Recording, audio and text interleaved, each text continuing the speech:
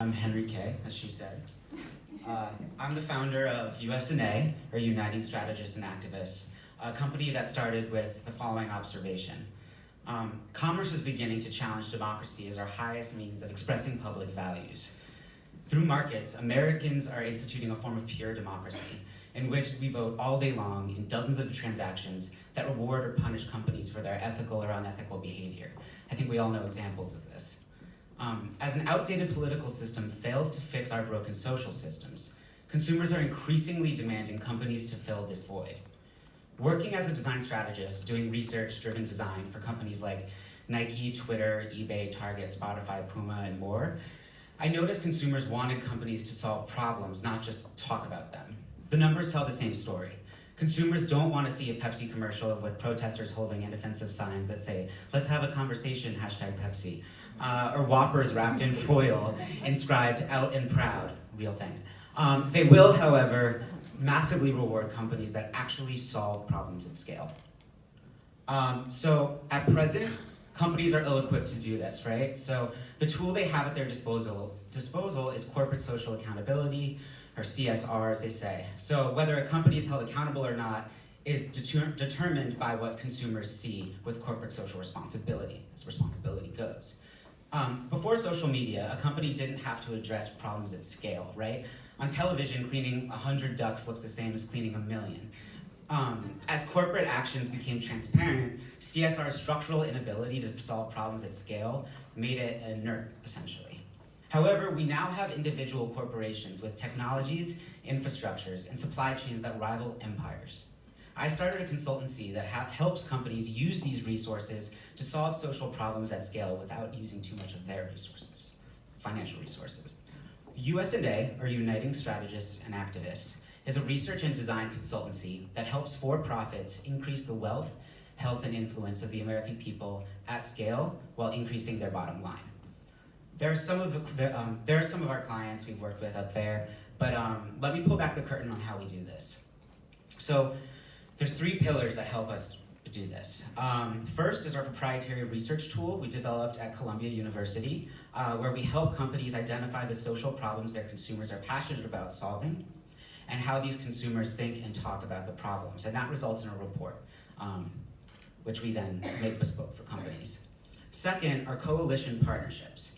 To solve a problem, you need the right voices at the table who've experienced the problem. This is especially true with social issues. Our diverse network of nonprofit leaders and activists provide us with this deep well of knowledge. Third, and most crucially, is our design process. We create teams of activists, strategists, and designers to enact a process called research-driven innovation. I developed this process over the course of my career in neuroscience and design, which has been a diverse career. This is the key to the scalability of our work. During this process, we map complex corporate assets with the help of companies, alongside complex systemic social issues with the help of activists. We then find opportunities to appropriate, even hack, the corporate tool to intervene in the failing social systems without reducing the tool's productivity. This makes for innovations that not only scale, but tell great stories. That's all abstract, so I'm going to go through an example. This is a great example of our research-driven innovation process, and this was for a company, Data Does Good.